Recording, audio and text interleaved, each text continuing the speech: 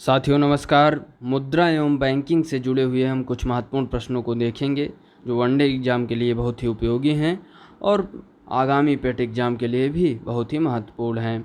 मुद्रा स्वयं मुद्रा का निर्माण करती है, यह परिभाषा किसने प्रस्तुत की?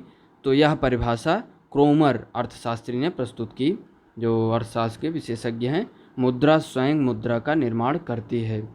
ग्रेशम का नियम निम्नलिखित में से किससे संबंधित है? तो भोग एवं मांग, आपूर्ति एवं मांग, मुद्रा के प्रचलन, घाटे की अर्थव्यवस्था। तो ग्रेशम का नियम किससे संबंधित है? मुद्रा के प्रचलन से। तो ग्रेशम का नियम किससे संबंधित है? मुद्रा के प्रचलन से। निम्नलिखित में कौन मुद्रा का कार्य नहीं है? तो मुद्रा का कार्य क्या नहीं है? मूल्य का स्थिरीकरण, ये मुद्रा का कार्य नहीं है। बाकी मूल्य का मापन, मूल्य का हस्तांतरण, मूल्य का संचय, ये सब मुद्रा के कार्य हैं। ऐसी विदेशी मुद्रा जिसमें शीघ्र पलायन कर जाने की प्रवृत्ति हो, वह कहलाती है। तो जो ऐसी मुद्रा होती है जिसमें शीघ्र पलायन कर जाने की प्रवृत्ति होती है, गर्म मुद्रा कहलाती है। हवाला क्या है? तो विदेशी मुद्रा का अवैध कारोबार, ये जो है हवाला से संबंधित है, इसे हम हवाला कहते हैं। विदेशी मुद्रा का अवैध व्यापार करना ही हवाला कहलाता है। हार्ड करेंसी से तात्पर्य है, तो हार्ड करेंसी से क्या तात्पर्य है? वह मुद्रा जिसकी आपूर्ति मांग की अपेक्षा कम हो। तो जितनी मांग हो उसकी अपेक्षा कम हो। जैसे हमें डॉलर की ज़रूरत है, तो डॉलर एक लिमिटेड स्थिति में होता है, हम जितना निर्यात करते हैं तो उसके उतना ही हमें डॉलर प्राप्त होता है। तो इसकी एक लिमिट है। तो ये क्या है? हार्ड करेंसी के रूप में है। वह मुद्रा वो हमारे लिए हार्ड करेंसी के रूप में रहेगी। तो वह मुद्रा जिसकी आपूर्ति मांग की अपेक्षा, और मांग तो अत्यधिक रहती है, मांग की अपेक्षा कम हो तो हार्ड करेंसी कहलाती है। सॉफ्ट करेंसी से तात्पर्य है वह मुद्रा जिसकी आपूर्ति मांग की अपेक्षा अधिक हो, तो सॉफ्ट करेंसी कहलाती है। यानी वह मुद्रा जिसकी आपूर्ति मांग की अपेक्षा अधिक हो, यानी कोई उसको मांगता मांग कम हो लेकिन उसका क्या हो? अधिक हो, आपूर्ति जो है अधिक हो। तो जैसे जो है श्रीलंका है इस समय, तो विदेशी मुद्रा नहीं है, यानी डॉलर की कमी है। तो वहाँ की मुद्रा क्या है? बहुत मात्रा में उपलब्ध है लेकिन उसका कोई यूज नहीं। तो महंगाई बढ़ जाती है। तो वह मुद्रा जिसकी आपूर्ति मांग की अपेक्षा अधिक हो, सॉफ्ट करेंसी के अंतर्गत आएगी। जिस मुद्रा में भुगतान करने पर लेनदार कानूनी तौर पर स्वीकार करने से इनकार नहीं कर सकता, उसे कहते हैं तो विधिग्राह्य मुद्रा। यानी जो सरकार के द्वारा मान्य होता है, जो सरकार के द्वारा जिसको मान्य मुद्रा के रूप में स्वीकार किया जाता है, तो ऐसी मुद्रा को कोई क्या कर सकता है? ये इनकार नहीं कर सकता कि ये मुद्रा हम नहीं लेंगे। यानी विधिग्राह्य मुद्रा, जिस मुद्रा में भुगतान करने पर लेनदार कानूनी तौर पर स्वीकार करने से इनकार नहीं कर सकता। सस्ती मुद्रा से अभिप्राय क्या है? देश की मुद्रा का अंतर्राष्ट्रीय बाजारों में आसानी से उपलब्ध होना सस्ती मुद्रा से तात्पर्य है। अगले क्वेश्चन की बात करें, किन देशों की मुद्रा प्रायः हार्ड करेंसी होती है? तो विकसित देशों की मुद्रा प्रायः हार्ड करेंसी होती है। भारत की विधिग्राह्य मुद्रा है, तो रुपया हमारा विधिग्राह्य मुद्रा है। सही कथन को हमें पहचानना है। वह मुद्रा जिसमें शीघ्र पलायन कर जाने की प्रवृत्ति होती है, हॉट मनी कहलाती है। वह मुद्रा जिसकी आपूर्ति की तुलना में मांग लगातार अधिक रहती है, हार्ड करेंसी कहलाती है। वह मुद्रा जिसकी मांग आपूर्ति की तुलना में कम रहती है, तो हार्ड करेंसी कहलाती है। वह मुद्रा जिसकी आपूर्ति अंतर्राष्ट्रीय बाजार में मांग की तुलना में अधिक रहती है, सॉफ्ट करेंसी कहलाती है। तो सही कथन हमें बताने हैं, तो इसमें सही कथन हमारा हो जाएगा, वह मुद्रा जिसमें शीघ्र पलायन कर जाने की प्रवृत्ति होती है, हॉट मनी कहलाती है। वह मुद्रा जिसकी आपूर्ति की तुलना में मांग लगातार अधिक रहती है, हार्ड करेंसी कहलाती है। वह मुद्रा जिसकी आपूर्ति अंतर्राष्ट्रीय बाजार में मांग की तुलना में अधिक रहती है, सॉफ्ट करेंसी कहलाती है। तो पहला, दूसरा और चौथा हमारा कथन सही है। सरकार द्वारा पुरानी मुद्रा को समाप्त कर नई मुद्रा चलाना कहलाता है। तो विमुद्रीकरण, जैसे 2016 में डिमोनेटाइजेशन हुआ था, यानी पुरानी नोटों को लीगल टेंडर से हटा दिया गया था, तो नई नोटें छपकर जब आईं तो उसको जो है नई मुद्रा के रूप में जो है प्रचलन में ले आया गया। तो ये जो है सरकार द्वारा जब पुरानी मुद्रा को समाप्त कर नई मुद्रा चलाना विमुद्रीकरण कहलाता है। बाजार के नियम के प्रस्तुतकर्ता थे, तो बहुत ही फेमस नियम है जेबी से के जो नियम हैं वो बाजार के नियम कहलाते हैं। मुद्रा संकुचन कारण होता है, तो माल एवं सेवाओं की पूर्ति की तुलना में मुद्रा की पूर्ति में कमी, यानी मुद्रा संकुचन का कारण होता है माल एवं सेवाओं की पूर्ति की तुलना में मुद्रा की पूर्ति में कमी। निम्नलिखित में कौन मुद्रा आपूर्ति नियंत्रण में सहायक नहीं है? मुक्त बाजार नीति मुद्रा आपूर्ति नियंत्रण में सहायक नहीं है। वह अवस्था जिसमें मुद्रा का मूल्य गिर जाता है और कीमतें बढ़ जाती हैं कहलाती है मुद्रास्फीति, यानी मुद्रा का मूल्य गिर जाता है और कीमतें बढ़ जाती हैं, तो ये क्या कहलाता है? मुद्रास्फीति। क्योंकि लोगों के पास पैसा रहता है लेकिन कीमतें बढ़ ही रहती हैं, तो मुद्रा का मूल्य गिर जाता है तो कीमतें बढ़ जाती हैं, ये हमारा मुद्रास्फीति होता है। अर्थव्यवस्था की वैसी स्थिति जिसमें मुद्रास्फीति के साथ मंदी की स्थिति होती है तो स्टैगफ्लेशन कहलाता है। मुद्रास्फीति के साथ साथ मंदी की स्थिति भी हो तो वह स्थिति स्टैगफ्लेशन कहलाती है। इस मुद्रास्फीति से बाजार की वस्तुएं महंगी हो जाती हैं। लगातार बढ़ती कीमतों की प्रक्रिया होती है, तो लगातार बढ़ती कीमतों की प्रक्रिया मुद्रास्फीति होती है।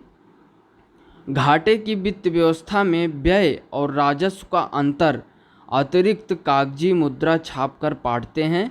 इस युक्ति का उद्देश्य आर्थिक विकास है, परंतु यदि यह विफल हुई तो इससे कौन सी स्थिति उत्पन्न होती है?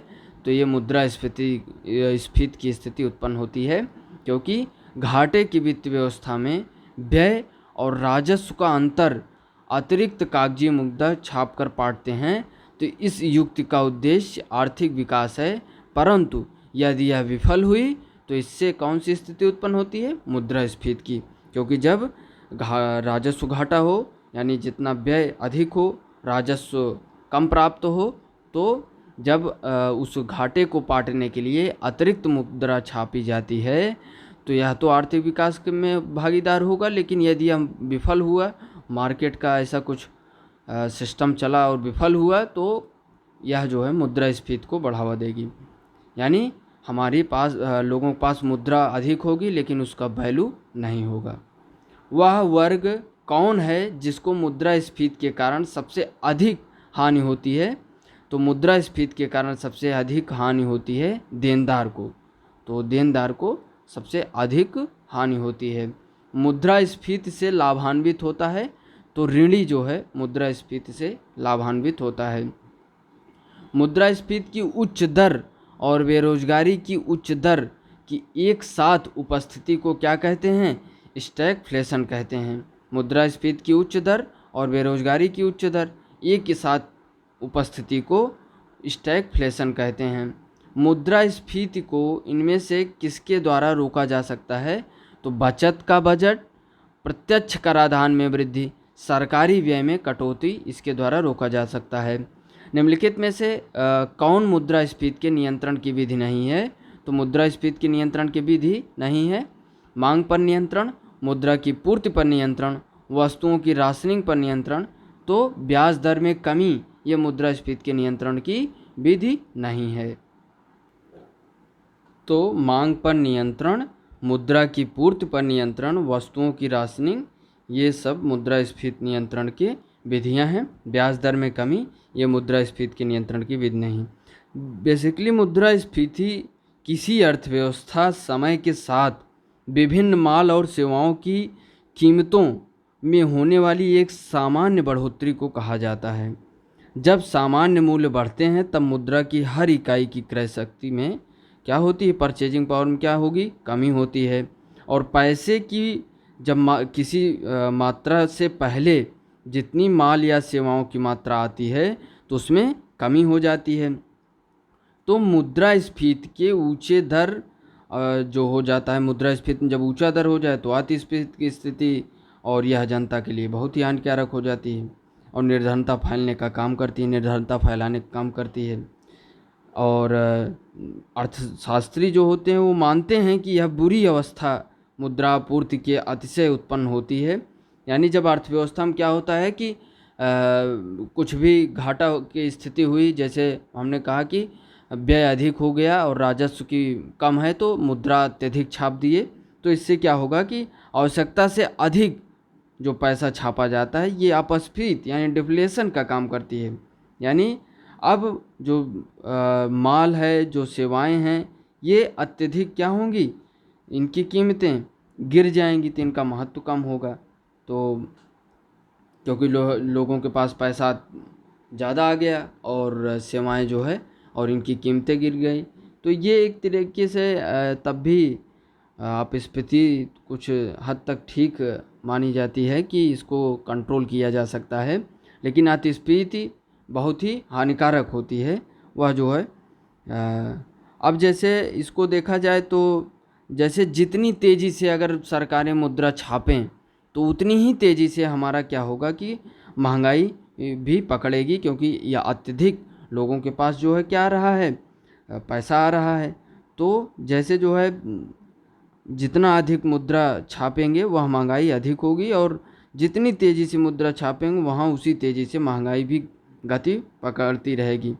अब 2019 में देखें तो विभिन्न देशों में मुद्रास्फीति दर जो है ये ठीक जैसे जो कंट्रोल, अपने भारत का देखें तो 2014 की तुलना में 2019 मुद्रा आपूर्ति के वृद्धि दर में कमी करी, जिससे महंगाई दर भी क्या हुआ, धीमा हुआ।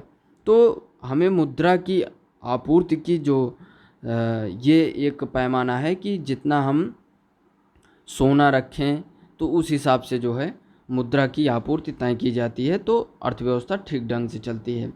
अगले क्वेश्चन की बात करें, भारत में मुद्रास्फीति ज्ञात करने के लिए किसका प्रयोग किया जाता है? थोक मूल सूचकांक का प्रयोग किया जाता है मुद्रास्फीति ज्ञात करने के लिए। भारत में मुद्रास्फीति मापी जाती है तो थोक मूल सूचकांक होल प्राइस इंडेक्स द्वारा। मुद्रास्फीति की शून्य दर उस वर्ष में अवश्य मानी जाती है जब वर्ष के प्रत्येक सप्ताह में मुद्रास्फीति की वार्षिक दर शून्य हो। मुद्रास्फीति को अस्थायी रूप से किस प्रकार नियंत्रित किया जा सकता है?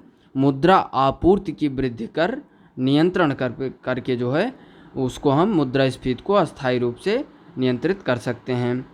और मुद्रा आपूर्ति की सर्वाधिक तरल माप है तो यम1 जो है ये सर्वाधिक तरल माप है। आरबीआई को कभी कभी यह मूल्यांकन करना पड़ता है कि अर्थव्यवस्था में मुद्रा की आपूर्ति कहाँ कहाँ व्याप्त है और अर्थव्यवस्था में विस्तृत मुद्रा का जो स्टॉक है वह कैसे और कहाँ सर्कुलेट हो रहा है। तो इस मूल्यांकन के बाद ही आरबीआई मुद्रा आपूर्ति यानी मनी सप्लाई को घटाने बढ़ाने पर पॉलिसी बनाती है, जिससे उसे अर्थव्यवस्था को ओवरऑल मॉनिटर करने में मदद मिलती है। और मनी सप्लाई को देखकर ही आरबीआई एग्जिस्टिंग पॉलिसी में चेंज लाती है और मनी सप्लाई को घटाती बढ़ाती है। तो जो इसमें यम1 की स्थिति होती है वो होती है कि लोगों के पास करेंसी नोट यानी सिक्का आज जो भी हो, और जो पैसा बैंकों में जमा हो और प्लस यानी जो करंट या सेविंग अकाउंट में हो और आरबीआई के साथ अन्य जमा, ये यम1 के सिस्टम में आता है। तो यम1 के सिस्टम में क्या क्या आता है, हमने देखा कि यम1 के सिस्टम में क्या क्या आता है। पैसा जो लोगों के पास हो यानी करेंसी, जो लोगों के पास करेंसी है, या करेंसी में क्या क्या आता है, नोट आ गया या सिक्का आ गया। तो ये स्थिति क्या होती है हमारी, लोगों के पास प्लस आरबीआई के पास अन्य जमा, और जो पैसा हम सेविंग में रखते हैं और जो पैसा आरबीआई के पास होता है तो और आरबीआई के साथ अन्य जमा ये यमोन की स्थिति में आता है। तो मुद्रा आपूर्ति की सर्वाधिक तरल माप किसके अंतर्गत आती है? यमोन के अंतर्गत।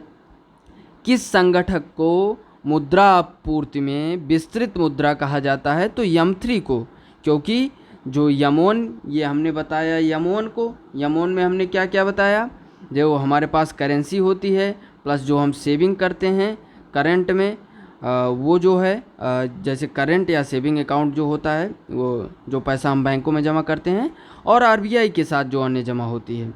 तो यम3 में क्या क्या आता है? यमोन आएगा। यम3 में क्या क्या आता है? यमोन आएगा प्लस और क्या आएगा? बैंकों के साथ समय जमाएं यानी टाइम डिपॉजिट जितना होता है वह भी इसमें इसके अंतर्गत आएगा, यानी टाइम डिपॉजिट जितना होता है यह भी हमारा इसी के अंतर्गत आएगा। अगले क्वेश्चन की यदि हम बात करें, मुद्रा आपूर्ति की माप यम3 में किसे सम्मिलित नहीं किया जाता है? यानी यम3 में किसे सम्मिलित नहीं किया जाता? जनता के पास नगद मुद्रा, बैंकों की मांग जमा, बैंकों की सावधि जमा यानी करंट या सेविंग, डाकखानों की मांग जमा। तो इसमें जो है हम क्या नहीं जमा करते? डाकखानों की मांग जमा नहीं करते। डाकखानों की मांग जमा किसके अंतर्गत होगी? वो यम2 के अंतर्गत होगी। यम2 के अंतर्गत कैसे होगी? यम2 में हम क्या क्या देखेंगे? यम2 में हम देखेंगे कि हम यमोन को लेते हैं और प्लस पोस्ट ऑफिस, तो ये हमारा किस में आएगा? यम2 में आएगा। और यम3 में क्या आता था? यम3 में आएगा यमोन प्लस टाइम डिपॉजिट। तो अगले क्वेश्चन की यदि हम बात करें, मुद्रास्फीति किस कारण से होती है? तो मुद्रा पूर्ति में वृद्धि के कारण मुद्रास्फीति होती है। किस घटक में भारत के विदेशी मुद्रा भंडार की वृद्धि में प्रमुख योगदान दिया है? तो रुपयों का अवमूल्यन, प्रत्यक्ष और अप्रत्यक्ष विदेशी निवेश, रुपयों की पूर्ण परिवर्तनीयता, इनमें से सभी। तो इनमें से सभी मुद्रा भंडार, विदेशी मुद्रा भंडार की वृद्धि में प्रमुख योगदान करते हैं। रुपयों का अवमूल्यन हो जाएगा तभी विदेशी मुद्रा आएगी, प्रत्यक्ष और अप्रत्यक्ष विदेशी निवेश के माध्यम से आता है, और रुपये की पूर्ण परिवर्तनीयता के माध्यम से। देश के विदेशी मुद्रा भंडार में किस घटक को सम्मिलित किया जाता है? तो आरबीआई की विदेशी मुद्रा पर संपत्तियां, आरबीआई के स्वर्ण भंडार, रुपए की पूर्ण परिवर्तनीयता, इसमें से सभी इसके अंतर्गत आएंगे। भारतीय मुद्रा रुपया की आधिकारिक विनिमय दर संबंधित है, तो चुनी हुई विदेशी मुद्राओं के समूह से संबंधित है। भारत में सर्वप्रथम पत्र मुद्रा का चलन कब प्रारंभ हुआ था? तो 1806 ईस्वी में भारत में सर्वप्रथम पत्र मुद्रा का चलन प्रारंभ हुआ था। भारत की विदेशी मुद्रा का सर्वाधिक भाग खर्च होता है, तो पेट्रोलियम के आयात पर सर्वाधिक भाग विदेशी मुद्रा का खर्च होता है। काली मुद्रा की सबसे मान्य परिभाषा क्या है? यह वह आय है जिस पर कर अपवंचन नहीं होता, यानी सरकार द्वारा टैक्स नहीं लगाया जा सकता, क्योंकि ये बहुत काली मुद्रा होती है और इसको छुपा कर लोग रखे रहते हैं, तो उस पर टैक्स नहीं लगता। ये टैक्स से बची हुई मुद्रा है, तो वो काली मुद्रा आएगी। अवमूल्यन शब्द का क्या अर्थ है? अन्य मुद्रा की तुलना में अपने देश की मुद्रा यानी स्वदेशी मुद्रा का मूल्य को घटाना अवमूल्यन कहलाता है। अगले क्वेश्चन की बात करें, निम्नलिखित में से कौन सा कथन सही है? अवमूल्यन से विदेशी बाजार में निर्यात सस्ता हो जाता है, अवमूल्यन से घरेलू बाजार में आयात महंगा हो जाता है। तो ये उपयुक्त दोनों कथन हमारे सही हैं कि अवमूल्यन से विदेशी बाजार में निर्यात सस्ता हो जाता है और अवमूल्यन से घरेलू बाजार में आयात जो है बहुत ही महंगा पड़ता है। तो निर्यात तो सस्ता हो जाता है लेकिन आयात महंगा पड़ता है। अवमूल्यन का ये बेसिकली कब किया जाता है? जब विदेशी मुद्रा हमारे देश में कम हो, तो उस स्थिति में किया जाता है कि अवमूल्यन करके निर्यात को बढ़ाया जाएगा, जिससे डॉलर प्राप्त होगी और उस डॉलर से हम अपने अन्य ज़रूरी चीज़ों को क्या करेंगे? आयात कर सकेंगे। अवमूल्यन का उद्देश्य होता है तो निर्यात को प्रोत्साहित करना। भुगतान संतुलन के विपरीत होने की दशा में निम्नलिखित में से कौन सा कदम स्थिति सुधारने में सहायक होगा? तो अवमूल्यन स्थिति सुधारने में सहायक होगा। अब तक भारतीय रुपये का कितना बार अवमूल्यन किया जा चुका है? 3 बार अवमूल्यन किया जा चुका है। भारतीय रुपये का सर्वप्रथम किस वर्ष अवमूल्यन किया गया? 1949 में। भारतीय रुपये का अंतिम बार अवमूल्यन कब किया गया? 1991 में। किस वर्ष भारतीय रुपये का 2 चरणों में अवमूल्यन किया गया? तो यह जो है एलपीजी के समय था 1991 में। नरसिम्हा राव जी की सरकार थी, यानी लिबरलाइजेशन, प्राइवेटाइजेशन, ग्लोबलाइजेशन के समय में हमारे ऊपर विदेशी दबाव थे और जिसके माध्यम से हमें डॉलर की ज़रूरत थी किसी भी चीज़ को आयात करने के लिए हमारे ज़रूरी, तो उस समय हमने अवमूल्यन किया था। जुलाई 1991 में भारतीय रुपये के 2 चरणों में अवमूल्यन किया गया। प्रथम चरण में भारतीय रुपये का अमेरिकी डॉलर में अवमूल्यन हुआ कितने प्रतिशत? 20%। भारतीय मुद्रा को पूर्ण परिवर्तनीय बनाया गया 1993-94 के केंद्रीय बजट में। क्या हुआ? पूर्ण परिवर्तनीय बनाया गया। रुपये को चालू खातों में पूर्ण परिवर्तनीय कब घोषित किया गया? तो 19 अगस्त 1994 को। तो चालू खातों में पूर्ण परिवर्तनीयता कब घोषित की गई? 19 अगस्त 1994 को। तो चालू खाता परिवर्तनीयता क्या है? तो चालू खाते की परिवर्तनीयता का मतलब है कि मुद्रा की सीमा पार आवाजाही, यानी मुद्रा की सीमा पार आवाजाही पर किसी तरह का प्रतिबंध नहीं है। चालू खाता विनियमितता लक्ष्यों, सेवाओं और आय के साधनों के अंतर्राष्ट्रीय मुद्रा से संबंधित भुगतान पर प्रतिबंध हटाने से संबंधित है। जबकि पूंजी खाता परिवर्तनीयता का तात्पर्य होता है कि यदि कोई निवेशक, जैसे माना कि भारतीय है, तो विदेशों में कोई संपत्ति खरीदना चाहता है तो उसको अपनी सरकार से उसके रुपयों का विदेशी मुद्रा में परिवर्तित करना पड़ता है। और यदि सरकार रुपये को विदेशी मुद्रा में परिवर्तित कर देती है तो वह विदेश में संपत्ति खरीद सकता है, और जब ऐसा नहीं करेगी सरकार तो वो नहीं खरीद पाएगा। तो चालू खाता परिवर्तनीयता को जो है किस तरीके से हम करेंगे अंतर्राष्ट्रीय लेन देन में? तो इसको मुख्य रूप से विदेशी मुद्रा बेचने और खरीदने की स्वतंत्रता हो, तो ये हमारा क्या हो जाएगा? चालू खाता परिवर्तनीयता। और इसमें मुख्य रूप से आयात, निर्यात तथा अदृश्य व्यवहार आते हैं, और सभी चालू व्यापारिक जो लेन देन होते हैं जिसमें यात्रा, शिक्षा, चिकित्सा संबंधी व्यय होते हैं, यह सभी किसके अंतर्गत आते हैं? चालू खाता परिवर्तनीयता के अंतर्गत। तो यह जो है 19 अगस्त 1994 को। वर्तमान में भारत में रुपए की पूर्ण परिवर्तनीयता लागू है। भुगतान संतुलन के चालू खाते पर किस पूर्ण परिवर्तनीयता लागू है। गिल्ट एज्ड बाजार किससे संबंधित है? तो गिल्ट एज्ड बाजार सरकारी प्रतिभूतियों से संबंधित है। कौन सा बैंक भारत का केंद्रीय बैंक है? RBI, reserve bank of India. Bharat का सबसे बड़ा बैंक तो भारतीय रिजर्व बैंक यानी आरबीआई। आरबीआई को क्या कहा जाता है? बैंकों का बैंक। भारत में किसे बैंकों का बैंक कहा जाता है? भारतीय रिजर्व बैंक यानी आरबीआई को। बैंक की नई शाखा खोलने के लाइसेंस किसके द्वारा दिए जाते हैं? आरबीआई के द्वारा। आरबीआई का मुख्यालय कहाँ पर स्थित है? मुंबई में। भारतीय रिजर्व बैंक का कार्य नहीं है, इसमें से हमें बताना है कौन सा कार्य नहीं है।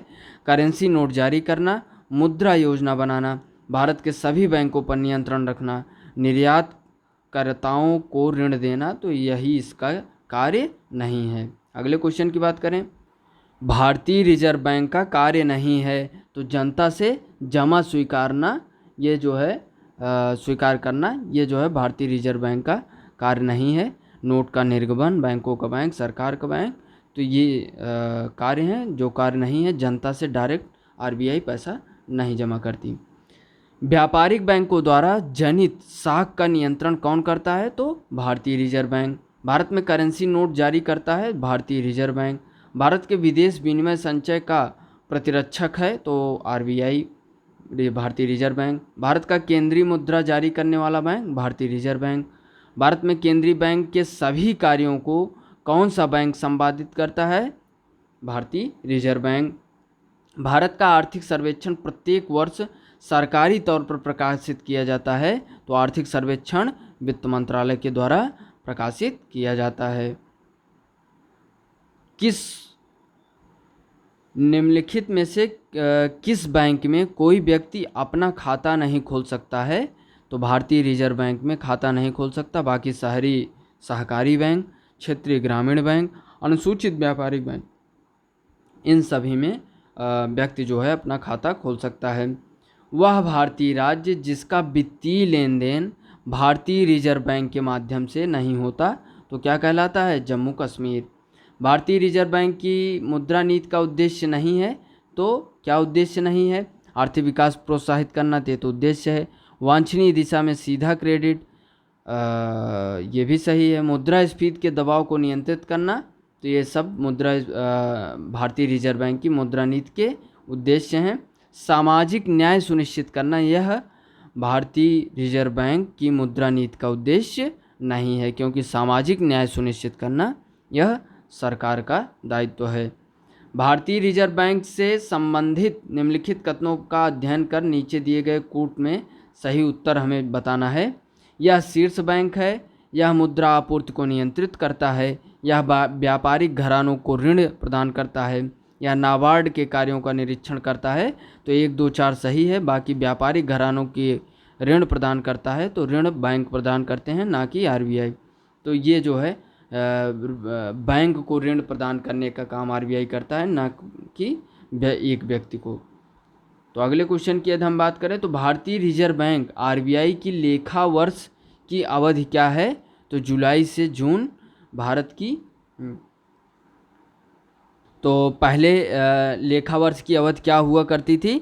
जनवरी से दिसंबर, तो 11 मार्च 1940 तक। तो बाद में इसको बदल के क्या कर दिया गया कि जुलाई से जून ये जो है भारतीय रिजर्व बैंक आरबीआई की लेखा वर्ष की अवधि होती है। रिजर्व बैंक के नोट निर्गमन विभाग के पास हर समय कम से कम कितने मूल्य का स्वर्णकोष रहना चाहिए? तो कम से कम 115 करोड़ का क्या होना चाहिए? कम से कम मूल्य यानी स्वर्णकोष होना चाहिए। इंपीरियल बैंक की स्थापना किस वर्ष की गई थी? तो 1921 में। 10 रुपये के नोट पर किसके हस्ताक्षर होते हैं? तो गवर्नर, भारतीय रिजर्व बैंक ऑफ इंडिया के गवर्नर के। एक भारतीय यानी निम्नलिखित में से एक भारतीय मौद्रिक नीति के बारे में निर्णय लेता है तो कौन निर्णय लेता है? आरबीआई, भारतीय रिजर्व बैंक। मध्य प्रदेश में करेंसी प्रिंटिंग प्रेस कहाँ है? देवास में। भारत में 20 रुपये एवं इससे उच्च मूल्य वर्ग के नोटों की छपाई किस प्रेस से होती है? करेंसी नोट प्रेस देवास, जो कहाँ स्थित है? मध्य प्रदेश में। वो 20 रुपये से अधिक उच्च मूल्य के नोटों की छपाई मध्य प्रदेश के देवास में। भारतीय करेंसी नोट के पिछले भाग पर कितनी भाषाएं मुद्रित होती हैं? 15 भाषाएं मुद्रित होती हैं पिछले हिस्से में, पिछले भाग पर। भारत में नोट जारी करने की कौन सी प्रणाली है? न्यूनतम आरक्षित प्रणाली। निम्नलिखित में से कौन भारतीय मुद्रा व्यापार का अंग नहीं है? तो आरबीआई भारतीय मुद्रा व्यापार का अंग नहीं। बाकी आईडीबीआई, आईसीआईसीआई, यूटीआई ये भारतीय मुद्रा व्यापार का अंग हैं, बाकी आरबीआई अंग नहीं है। और जो ये न्यूनतम आरक्षित प्रणाली अपनाई गई है ये वर्ष 1957 से आरबीआई को 200 करोड़ रुपए के स्वर्ण और विदेशी मुद्रा का भंडार हमेशा बनाए रखना होता है, जिसमें कम से कम करीब 115 करोड़ रुपए का स्वर्ण भंडार होना आवश्यक है। तो यह इसलिए न्यूनतम आरक्षित प्रणाली अपनाई जाती है नोट जारी करने के लिए। सार्वजनिक क्षेत्र के वाणिज्यिक बैंकों को सर्वाधिक शाखाएं किस राज्य में हैं? सार्वजनिक क्षेत्र के वाणिज्यिक बैंकों की सर्वाधिक शाखाएं उत्तर प्रदेश की हैं, क्योंकि उत्तर प्रदेश में जनसंख्या अधिक है, लोगों की ज़रूरतें अधिक है, इसलिए शाखाएं भी अत्यधिक हैं। राष्ट्रीयकरण से पहले भारतीय स्टेट बैंक का क्या नाम था? तो इंपीरियल बैंक ऑफ इंडिया। भारतीय स्टेट बैंक की स्थापना किस वर्ष हुई? 1955 में। भारत का सबसे बड़ा व्यापारिक bank SBI, state bank of India. भारतीय स्टेट बैंक का मुख्यालय कहाँ स्थित है? Mumbai. With you all the way, यानी ये किस बैंक के विज्ञापन की पंक्तियां हैं? ये SBI की, यानी भारतीय state bank, with you all the way. चमकता हुआ सितारा किस राष्ट्रीयकृत बैंक का प्रतीक है? Bank of India. पड़ोसी देश अफगानिस्तान में अपनी शाखा खोलने वाला भारत का प्रथम राष्ट्रीयकृत बैंक कौन सा है? Punjab national bank. कैनाफिना किस भारतीय राष्ट्रीयकृत बैंक का अनुषंगी संस्थान है? तो कैनाफिना ये जो है केनरा बैंक का अनुषंगी संस्था है। भारतीय बैंकों की कहाँ अधिकतम शाखाएं हैं? यानी विदेशों में किस जगह भारत बैंकों की अधिकतम शाखाएं हैं? तो यूके यानी यूनाइटेड किंगडम। भारत में सर्वाधिक शाखाएं किस विदेशी बैंक की हैं? तो स्टैंडर्ड चार्टर्ड बैंक की भारत में सर्वाधिक शाखाएं हैं, यह विदेशी बैंक है। तो अन्य क्वेश्चनों की बात करें तो भूमि विकास बैंक का क्या कार्य है? दीर्घकालीन ऋण कृषकों को उपलब्ध कराना, ये भूमि विकास बैंक का कार्य है। भारतीय स्टेट बैंक द्वारा देश में पहला तैरता हुआ ATM कहाँ स्थापित किया गया? कोच्चि में। ग्रामीण विकास के लिए ऋण प्रदान करने वाला नाबार्ड है, तो क्या है? एक बैंक है। राष्ट्रीय कृषि एवं ग्रामीण विकास बैंक नाबार्ड की स्थापना किस समिति की सिफारिश के आधार पर की गई थी? शिवरामन समिति की सिफारिश के आधार पर। राष्ट्रीय कृषि एवं ग्रामीण विकास बैंक की स्थापना किस पंचवर्षीय योजना अवधि में की गई थी? छठी पंचवर्षीय योजना के आधार पर की गई थी। राष्ट्रीय आवास बैंक किसका नियंत्रित उपक्रम है? तो भारतीय रिजर्व बैंक का नियंत्रित उपक्रम है राष्ट्रीय आवास बैंक। भारतीय लघु उद्योग विकास बैंक का मुख्यालय स्थित है? तो भारतीय लघु उद्योग विकास बैंक का मुख्यालय लखनऊ में स्थित है। देश में कुल कितने क्षेत्रीय ग्रामीण बैंक कार्यरत हैं? तो 56 जो है ये क्षेत्रीय ग्रामीण बैंक कार्यरत हैं। भारत के किस राज्य में कोई क्षेत्रीय ग्रामीण बैंक नहीं है? तो सिक्किम और गोवा में कोई भी क्या है? सिक्किम और गोवा में कोई भी क्षेत्रीय ग्रामीण बैंक नहीं है। तो साथियों, ये रहा हमारा 100 अत्यधिक महत्वपूर्ण प्रश्न। आगे भी हम अन्य महत्वपूर्ण मुद्रा एवं बैंकिंग से जुड़े हुए प्रश्नों को देखेंगे, जो PGT के लिहाज से बहुत ही उपयोगी है और वनडे एग्जाम में भी इसका उपयोग महत्वपूर्ण है। बहुत बहुत धन्यवाद। जय हिंद।